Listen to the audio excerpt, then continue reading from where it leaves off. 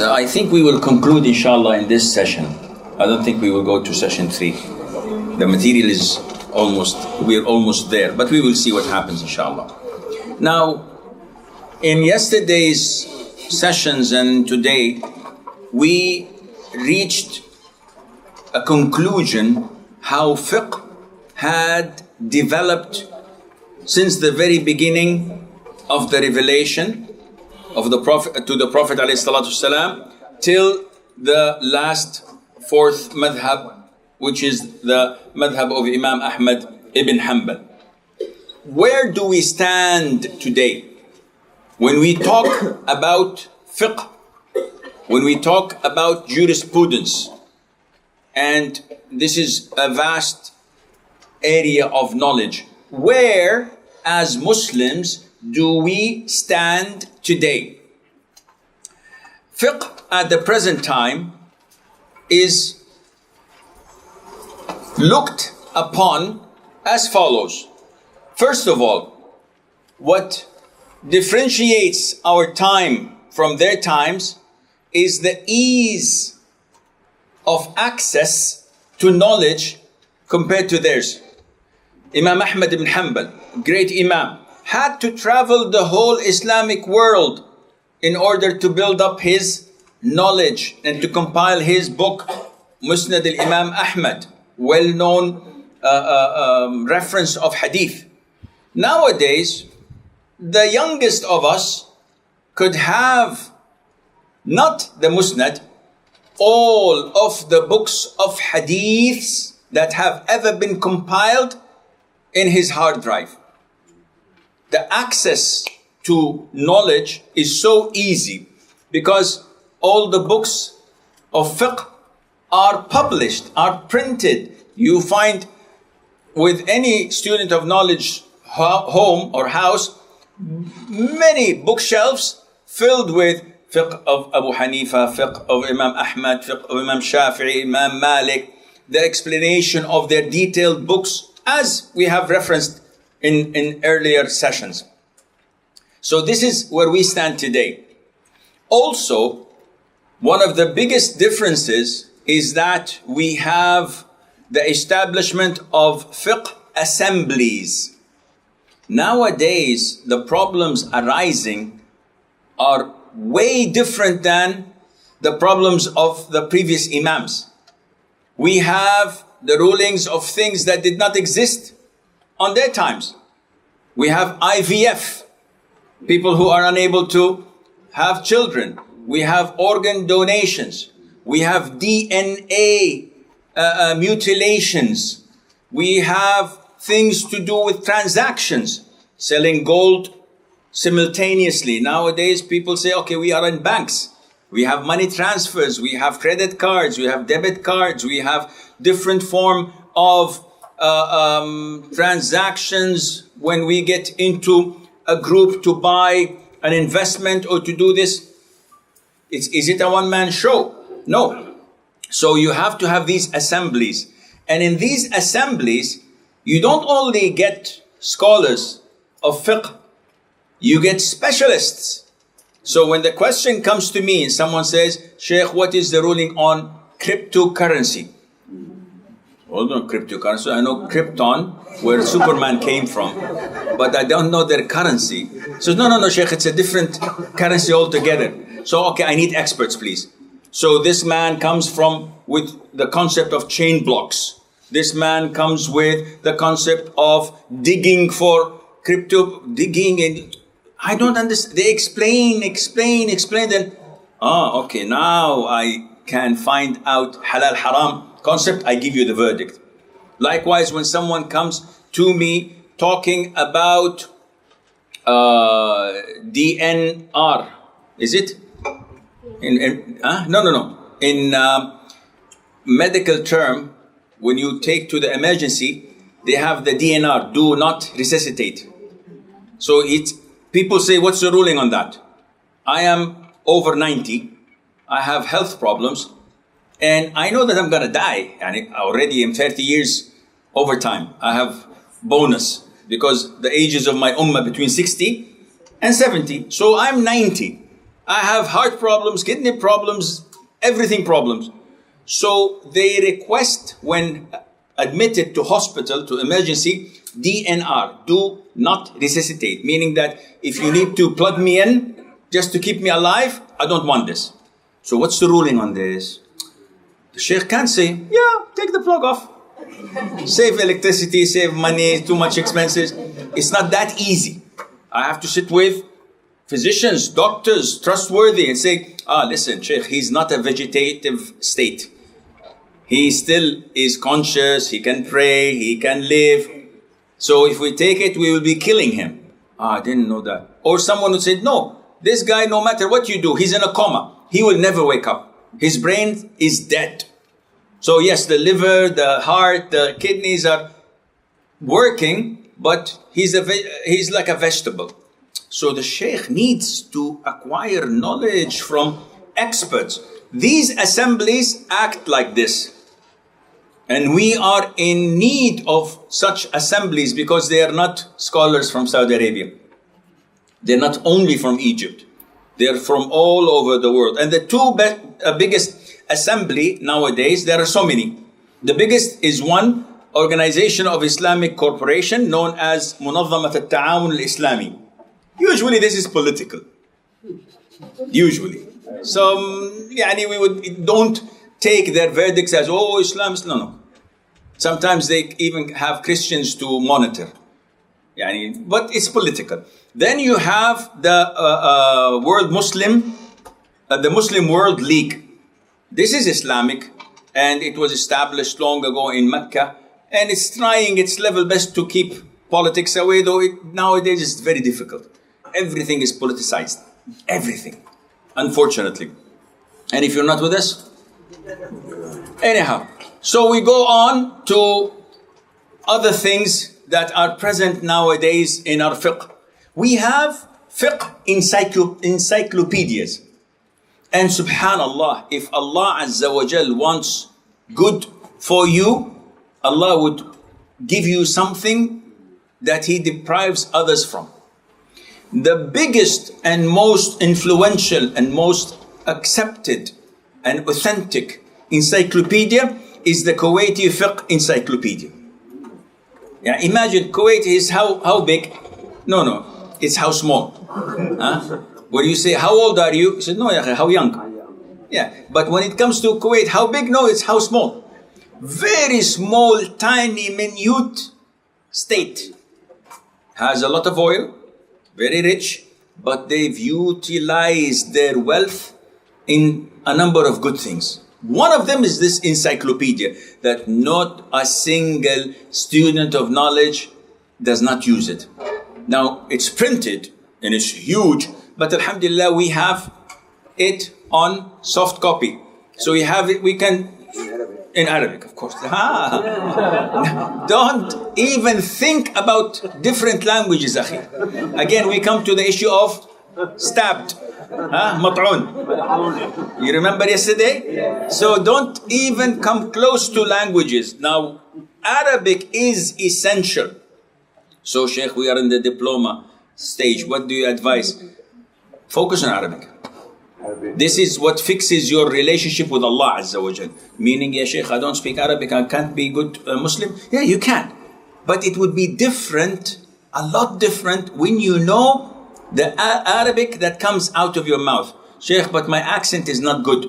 Salman al-Farisi was Persian. His accent was so funny when he speaks, though he was among the one who gives fatwa at the time. But his accent is funny, yet this did not stop him from being close to Allah Azza wa Jal and one of the greatest companions of the Prophet. So you have to learn Arabic. So we have the Kuwaiti Fiqh Encyclopedia, and we have a soft copy which is known as Jami' al-Fiqh. All of these are contemporary, not even 20, maybe 15 years or less. They find people collecting it, putting it in soft copy, and giving it for free. Now imagine the reward these people have. And the one who came up with the idea of the encyclopedia. Of course, they took like 7-8 years to compile and hard work. But at the end of the day, how much did it cost? The cost of one football match, inviting Manchester United to come? Yes. Yet the reward stays from here till the day of judgment. If you look at Islam Q&A of Sheikh Munajjid, it started in the late 90s? No. Yeah, almost. In the 90s. And 97 to be exact, I remember. And look at the website now. Do you know how many people visit this website a year?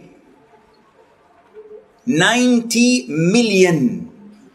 90 million people go to consultation to this website. Where is the Sheikh? Sleeping. But his meter is working. Yani, you never look down at good deeds. Something that you teach will harvest, will grow, will give you so much reward, wallah, without you knowing it. Your child, 5 years of age, the father and the mother fight. Who teaches him the Fatiha first? Why? Because they know whoever teaches him the Fatiha will continue to reap the reward of Fatiha until the child dies. Maybe he reaches 70, 80 years of age. So if I teach my child how to pray, if I teach my child how to do dhikr, now cascade this, if I teach my students how to understand, how to behave, how to learn fiqh, and I get reward.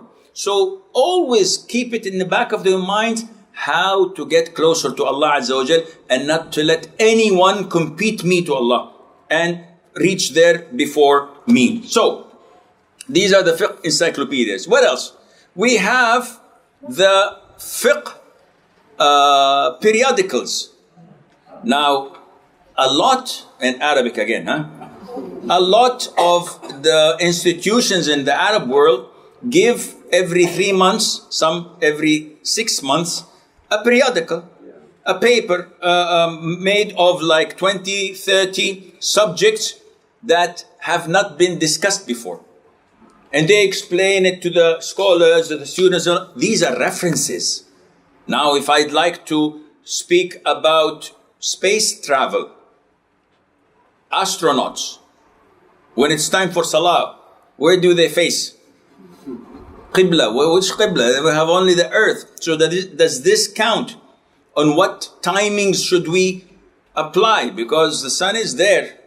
They're orbiting the earth. So when is Maghrib? When is Fajr? We don't know. You need such researchers. You need such people with experts to collaborate. These periodicals come every 3 months, 6 months with full-fledged research. Among the very well known is the one published in Saudi Arabia by Darul Ifta and the Ministry of Information. They have a big, very nice printed, but very well informed articles in it.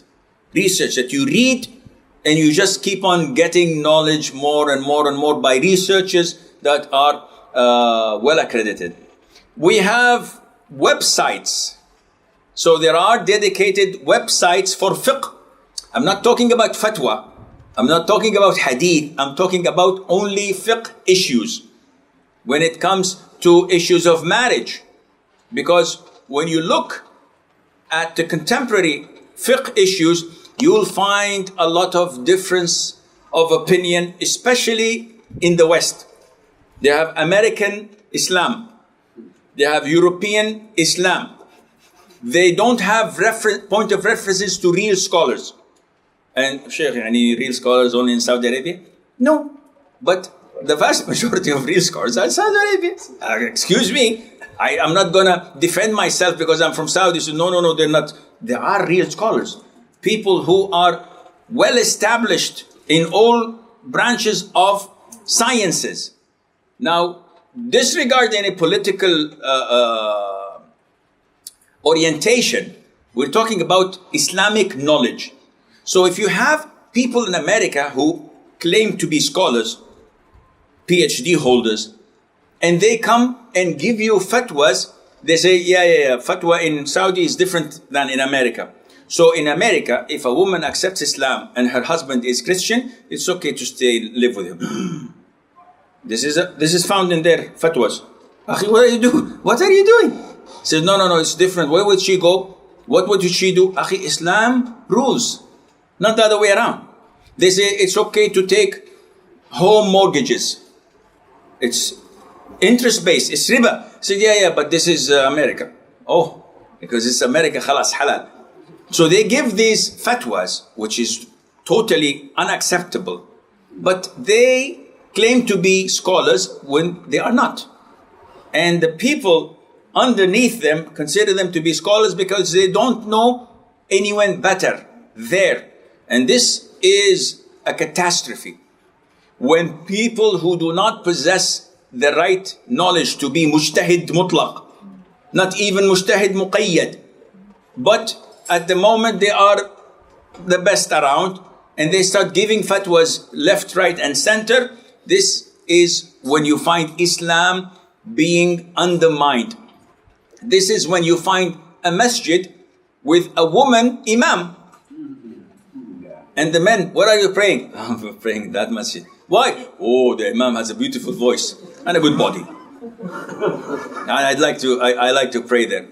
What is this? You say, Akhi, there's no segregation. We have equality. Imam is like, okay, khalas, you have equality. Next year, inshallah, you get pregnant instead of your wife. What do you mean equality?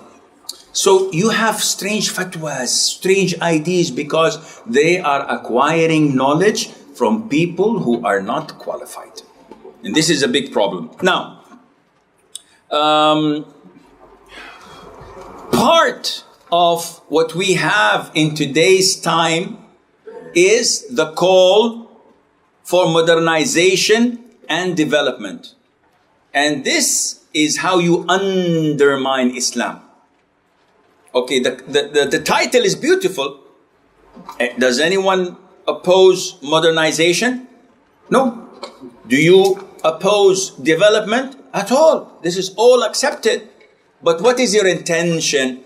My intention of modernization is instead of having women stand at the back row, let us, sit. Let us stand in the same row. Shoulder to shoulder, foot to foot, hip to hip. What is this? This is modernization. Development. What do you mean by development? Akhi, why use water all the time? We can use wiping paper, these tissues. They use for the children, the wipes. Khalas, alhamdulillah. Development. Do this, do that. Why? 4 rak'ah, 2 rak'ah, 4 rak'ah, and 3. Make the 3, 4. Development. Now this goes against Islam. And this call is usually coming rarely from people with good intention. But the vast majority of those calling it are hypocrites. They want to undermine Islam. What categorizes fiqh nowadays compared to the old times is the amount of new issues. Every single day you have new issues. Now we have driverless cars. What happens if a driverless car hits someone and kills him? Who will pay the diya? Who will fast the 2 months? So who am I to blame? These are new things. I cannot ask Google to fast 2 months. It has to be an individual doing this. You have new things in mobiles. So my postpaid, prepaid, postpaid, what is it? If I'm out of credit and I call the company and they give me credit but with a higher price, is this riba? Meaning, it is postpaid. Prepaid? Is it? Wallah, I don't know. In Saudis, we don't care about these things. Postpaid. Now, different opinion of scholars. We have to go to the Islamic Assembly. They give you and then you pay later. No, but I'm talking about the usual. شهري. قبل ولا بعد? قبل. Then prepaid. So let's assume I prepaid 100 ringgit, and for a month, 20 days, I consumed my 100. So they do not allow me to make calls. So I call them and I say, I need credit for next month. They say, okay, we'll give you 120 because I'm in need of it now. I don't have money to pay. So I said, okay, they will give it to you for 120. So 20 ringgits more than the usual price. Is this riba or not? No, it's not. So Sheikh, they're lending me 100 ringgit and they're taking 20 profit. No, they're not lending you. They're selling you airtime. So they have the right to sell you the airtime for 500. You buy or you don't buy, up to you. They're not lending me money for money. This is, you don't need Islamic assemblies for this. I can do the fatwa for you. But meaning that there are new things coming up. New things coming up. You need to have people knowledgeable of the way it's done. So in order for you to know whether it's haram or it's halal. And among the characteristics of our time, that is a lot different than before, is that we have the Sharia colleges and the Fiqh departments. This is one of the greatest blessings of Allah Azza wa Jal. So many Islamic colleges, Sharia colleges, and the students, in order to get a master's degree or in order to get a PhD, they have to write a research paper. And it's not only a page or two. You're talking about 300 to 500 pages. And this is scrutinized by 3 professors. So you have someone appointed to help you. A professor telling you, yeah, put this, put that. He has a roadmap for you. You fulfill it, you finish it. Now you give copies to 3 professors.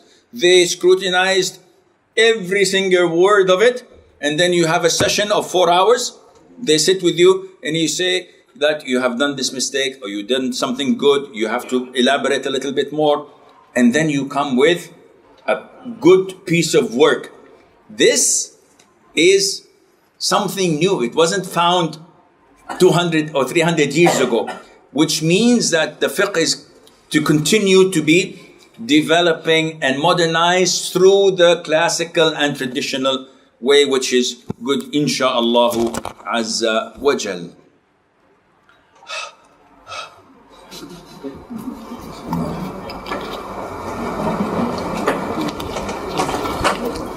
Okay, now if we would like to talk about the schools and the jurist trends. So in a helicopter view, when we look at fiqh, what do we see? We see 3 prominent schools. First school is the school of Hadith. Second school, the school of opinion. Third school is the school of Al-Zahiriyyah. The 4th school is not a school. It's a trend. And we will talk about this, inshallah, later on. So, what is the school of Hadith? The school of Hadith is illustrated in the school of Imam Malik, the school of Imam Shafi'i, the school of Imam Ahmad ibn Hanbal. They had a lot of focus and emphasis over Hadith. Some are more than others. So when you come to Imam Ahmad's school of thought, it is prominent in abiding, adhering, calling people to the Sunnah. This is their priority. Yet they do not neglect analogy, which is al-qiyas. So they have great emphasis on athar. What do we mean by athar? Hadith of the Prophet ﷺ, athar of the companions, of the tabi'een, of tabi'it tabi'een. And okay, why do they have so much strong emphasis on this? Because the Prophet said, alayhi salatu wasalam, khayrul qurun, the best of generations is my generation, the generation that follows, and the generation that follows. The Prophet's generation is the companions. Those who follow are the tabi'een, who saw the companions but did not see the Prophet ﷺ. Those who follow are tabi'ut tabi'een, who saw the tabi'een but did not see the companions. So when the Prophet tells us they are the best of generations, what does he want to tell us? He wants to tell us that you have to abide by their understanding. Oh, you mean blind following them? So no. Don't go to extreme. When you follow them in their understanding of the Quran and of the Sunnah, you do this for a number of reasons. One, they're closer to the Prophet ﷺ's timing. Two, they're more fluent in Arabic and they understand the context that it came through. Three, they are closer to the companions, to the tabi'een, so the whole area is not corrupt by bid'ah, by innovation, by wrong ideology. No, they were so close. Nowadays, can we say this? We have so many sects and cults and religions and schools and ideologies that sometimes people come and say, Wallahi, I don't know if I'm on the right track or not. Do you believe I get so many Muslims coming to me, practicing, who pray in the masjid and say, Sheikh, I'm embarrassed, but I have to ask you. I say, no, I'm married. So no, not this, Sheikh. No, this is was not my question. My question is, how do I know that I am on the right path? How do I know that Islam is the right religion? I said, well, I don't know. I know I'm right. Are you gay? He said, no. So how do you know that you're not gay? What kind of question is this? A Muslim is a Muslim by birth. We're born Muslims. We pray because everybody's pray. But if I go to Australia and nobody prays there and nobody knows me, will I pray? Yes, of course. Okay, in this case, you're a good Muslim. You're doing it out of fear of Allah Azza wa Jal. Now, why do you doubt? Said, yeah, because maybe. So who's bringing these ideas to you? So I don't know, but if you're convinced of your religion, why doubt it? Because you don't have conviction. You don't read the Quran and you read it to believe. You read it because I just want to read it.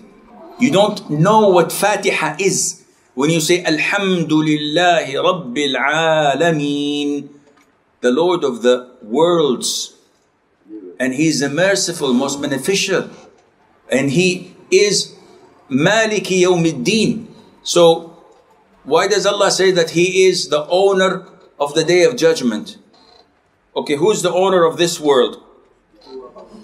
Why didn't He say that the owner of this world and the world of judgment? Because this world, so many people claim to be the owners. I'm the king, I'm the president, I am a millionaire, I'm a billionaire, I own this world. On the Day of Judgment, not a single person would claim that he owns it. So Allah is saying, if I own the Day of Judgment, then I own everything else. When you contemplate and recite with conviction and belief, there is no room for doubt. But when you get this doubt, then you have a problem. So, the first school, the school of Hadith, they believe in Quran and Sunnah with the understanding of the favorite three generations because of what we have mentioned. Then we have the school of opinion, Madrasatu Ahli Ra'i. Now, Ahlul Ra'i is not something that is condemned because, oh, you're using your logic, you're using your opinion. Mu'adh ibn Jabal himself was approved by the Prophet ﷺ when he sent him to Yemen. We mentioned this yesterday. What will you judge with? He said, Quran. If you don't find it in the Quran, in the Sunnah. If you don't find it in the Sunnah, he said, I will use my opinion to the best of my knowledge. He said, may Allah Azza wa Jal grant you success, because praise be to Allah who guided the messenger of Allah to the right path. So it is not condemned. When is it condemned? When you do not look at the Quran and the Sunnah and decide that I'm going to use my logic. And the vast majority of us need to be spanked and hit and punished because of that. We all use the same methodology. So if a problem comes, Akhi, what is the ruling on this? Or sister, what is the ruling on this? The sister comes and said, I think it's like this. Yeah, it's most likely like this. How do you know? Do you have a scale, weighing potatoes and tomatoes? How do you know? So no, it looks halal. No, I think this is haram. It doesn't sound good. And that's why when I ask you about topping your mobile, everybody says haram. Khalas, it's easy. If I tell you I have a stomach ache, I need to take medication, what should I say? What should I take? Nobody speaks. Wow, he's gonna die, he's going to sue us. So they don't speak, but when it comes to religion, everybody, even the guy who fixes your tire, and the mechanic, said, yeah, halal, no problem. They have no problem. Therefore, it is essential that we know. The school of Ahlul Ra'i is not condemned when they do their level best. And tafsir, also we have two prominent schools. Tafsir bil athar, and they follow the hadith, and tafsir bil ra'i, like Imam Qurtubi, like Shawkani, all of these great interpreters of the Quran. Not every single time they quote a hadith. There are a lot of times there are no hadith, so they tell you in Arabic this means so and so, and in real life we know this and that, and they compare apple to apple and they give you their opinion. So they study the hadith, but it's not as strong, while analogy plays a great role. And analogy, is it accepted in Islam or not? Now sisters are saying no. Wow, what basis do you say no? And this is okay, yes. So what basis do you say yes? So, like the Indians. It's up to you. You don't know, yes or no? No. Analogy in Islam is well established. The Prophet ﷺ was approached by a man. And he said, my mother died, and I think she would have wanted to perform Hajj. Shall I perform Hajj on her behalf? The Prophet said, if your mother had a debt, would you pay it? The Prophet said, yes.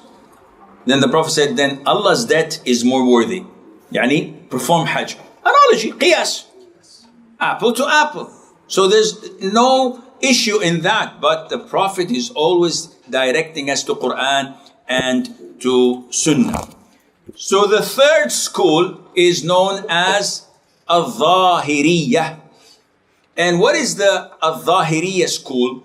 They only accept the hadith and they reject analogy and even the actions of the companions. Zahiriyyah only take what is on the surface, what appears from the hadith. So there is, when you go deep down in usul al-fiqh, you will find that there is something called mafhum, something that is understood, but it is not in black and white. You understand it from the hadith. And for example, the Prophet said, إِذَا بَلَغَ الْمَاءُ قُلَّتَيْنِ لَمْ يَحْمِلِ الْخَبَثِ.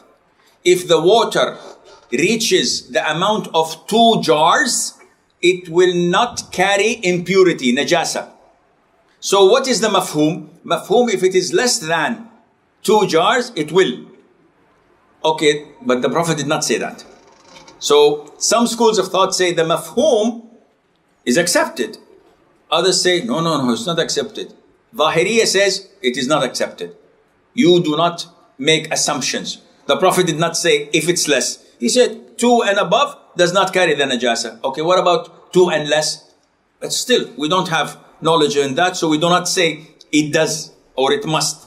So it's an issue of dispute according to the methodology of the madhab, how it directs you to understand. Because those who go by the mafhum, some of them say, if it is less than 2 jars, if the najasa falls into it, it becomes automatically najis. Other schools said, we agree with the mafhum, with the understanding, not of the text itself, but the understanding of it, yet we do not agree with you. Why? He said, if it's less than 2 jars and a najasa, I can see it, fell into it, a drop of urine, it is still pure unless the three characteristics or one of them is changed. So if there's no color, and if there's no taste, I don't know how it tastes, don't ask me. And if there's no smell of najasa, it's pure. So even if it's this small, I saw a little drop coming, but it did not change. The water is still water. It is still pure. So the mafhum concept, this is what I'm trying to highlight. Some schools apply it, some schools apply it, but do not apply it in all cases. Some schools like Zahiriyya completely reject it at all. It's not Quran and Sunnah, I will not accept it. This type of rigidness is applicable and praised in some aspects when it comes to different schools of thought where they went overboard and rejected the Hadith and the Sunnah and the Quran. But in some cases, it is totally unacceptable. Yani for example, the madhab of Zahiriyya. The well-known Imam of Mazhab al-Zahiriyya is Ibn Hazm al-Zahiri. Ibn Hazm al-Zahiri's father was a ruler in Al-Andalus. And it's stated that he was in his youth, maybe mid-20s. He was, well-dressed, an aristocrat. He came to the masjid once and he sat down. And an elderly man told him, "Why did you sit down? Stand up and pray 2 rak'ahs, Tahiyyat al-Masjid." So he prayed Tahiyyat al-Masjid and sat down. The following day, he came after Asr. So he wanted to pray Tahiyyat al-Masjid. Another one said, "What are you doing? This is time of restriction. Sit down." One plays with me, he says pray, one says don't pray. I will study Islam until I know how to take my own decisions. And he studied Islam until he became an Imam. Imam of Madhab al-Zahiri. And he has many books. Among them is Al-Muhalla in 8 volumes, I think. Big book which has a lot of knowledge. Yet 70% of what he says is 100% correct. 30% is totally overboard. Yani for example, he says that the Prophet ﷺ said in the Hadith, "Do not urinate in stagnant water and then perform wudu." So he says if you urinate in a plate and then pour it down in the stagnant water, it's okay. Because you did not directly do it. This is zahir, meaning he takes the face value. Not only that, he says, if you defecate in water, stagnant water, it's okay. Because the Prophet only said, what is this?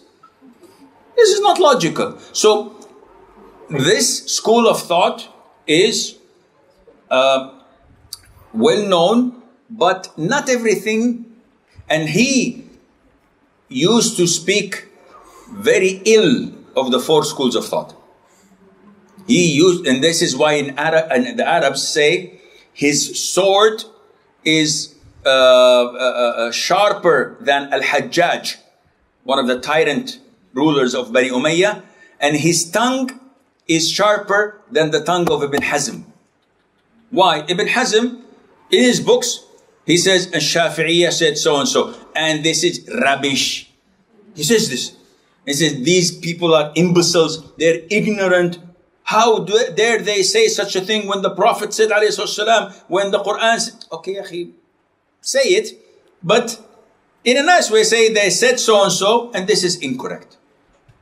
If you read the books, if you learn from the lectures of Sheikh bin Baz and Sheikh ibn Uthaymeen, wallahi, you will not hear a single ill word.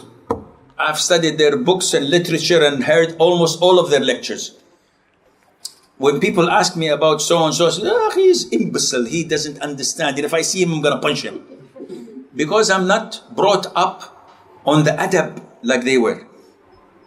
If you ask them about something, and people ask, Sheikh bin Baz, this scholar so and so said that you do not understand, that you're blind, that you do this and that. He said, may Allah forgive him, may Allah forgive him. Yes, what else? That's it, may Allah forgive him. You will see Sheikh Ibn Uthaymeen speak about sects and cults and so without naming them and without abusing them or cursing them. He just tells you that they say so and so, and this is wrong, this is shirk, this is against Islam, but he would not go into their imams, and this is what we need to learn. Even with our enemies. So when we mention Trump, may Allah kill him, may Allah crucify him, I will step on him with my shoe, I will spit on him. Why are you so angry? Chill. You don't have to do this. See, I have so much hatred in my heart. And this is why when my son does something, I don't have sons, they're all daughters. If my daughter does something and I would like to reprimand her, I would curse. I would yell, are you a donkey? Are you a... I say, why are you... So many parents make dua. May Allah destroy you, may Allah burn you, may Allah not make you grow up. So why are you doing this? Said, because he did something wrong. طيب, one of two. When you make dua, will Allah accept? This is a possibility. طيب, why not make dua, may Allah guide you? May Allah make you a righteous person. Says, Sheikh, this doesn't work. I will die with a heart attack if I say this. I need to curse, I need to say something bad, something evil, so that I would try to vent my... This is something wrong with us. We have to fix ourselves. And this is why when you befriend, when you accompany, when you associate yourself with someone who's wiser, who is better in moral conduct and akhlaq, you will learn from him. And this is why when you surround yourself 24/7 with righteous, practicing people, your life changes. And even you see the youth when they play football together, when they're practicing, said, Akhi, pass the ball, Jazakallahu khairan. And when they score a goal, they say, MashaAllah, Alhamdulillah, La ilaha. They make prostration. Yeah, everything is transformed completely into being practicing. And you find people, they have Jazakallah khair without even knowing it. Wallah, I used to know people in my youth, when we started practicing, Jazakallah khair was 24/7. When we used to go to non-practicing people, and they say, Akhi, Jazakallah khair, say, don't say that. Say shukran. Ya akhi, I'm telling, may Allah reward you, Jazakallahu khair. Say, no, we don't know this word. Say shukran. People, they need to vent. So if you know that making dua will be accepted, then make it in something that is beneficial. So Imam Ibn Hazm had a very sharp tongue. Nevertheless, he was a great scholar of Islam. Logic, when we talk about the school of logic, we don't praise them by saying, logic is a good thing, right? Logic is a good thing, but here it is condemned because this school originated from Al-Mu'tazila. Al-Mu'tazila, they do not accept the hadith of Ahad. What is the hadith of Ahad? It's not one. It is one narrator in the chain of narrators. Because we have Ahad, we have Mashhur, we have Gharib, we have Mutawatir. So the Mutawatir, that each layer of the chain of narrators, there are more than 10. So this is almost, not almost, this is definitely authentic without any doubt. But the Mutawatir among the 10,000 of hadiths are not more than 100. Very little percentage. And the rest are either Ahad or Mashhur. You have 2 or 3 in each line. But when you come to Ahad, such as إِنَّمَا الْأَعْمَالُ بِالنِّيَّاتِ, only Umar ibn Khattab narrated it. No other companion. This school of logic says, no, we don't take this hadith. We'd rather apply our logic. We rather ignore the hadiths. But this is not a school of thought. This is not considered a school of thought because this is something that is weird, abnormal, fluke that came. Unfortunately, they are dominating the scene nowadays. If you open the TV, local or international, if you read their literature, if you read magazines, you will find always them coming in top. Why? They're close to the authorities in most countries, Muslim countries, because they have the audacity to change the Quran and the Sunnah without any problem. They will undermine Islam without any problem. So you get prominent scholars who compile books, I'm not going to give names, who come and say, listen, if you make da'wah in Korea to Islam, don't tell them that eating dog's meat is haram. Why? Because there is nothing mentioned in the Quran or in the Sunnah. Yani, do you mean it's halal? You said, it can be, so let it be. This is the school of logic that is sick, because it goes against the Quran and Sunnah. Yes, if it goes in line with the Quran and Sunnah, you have no problem. But when someone comes to me and says, the hadith of the Prophet ﷺ, it is best for a man to be stabbed in his head with a needle of steel rather than to touch a woman that is not permissible for him. And he says, this is not mutawatir, so it's okay to shake hands with women, non-mahram.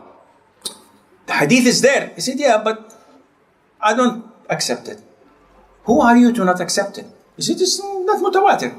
So they start to build a foundation of a new religion, where it is okay for you, whenever you think that this is not practical, scrap it out. Khalas, no problem. A woman traveling without a mahram? Now, today it's difficult. She has to go to Surabaya or to Langkawi or whatever you call it. She has to travel without a mahram. Khalas, this hadith I do not accept. And you change the religion, and you change the foundation that was established by the Prophet sallallahu alaihi wasallam.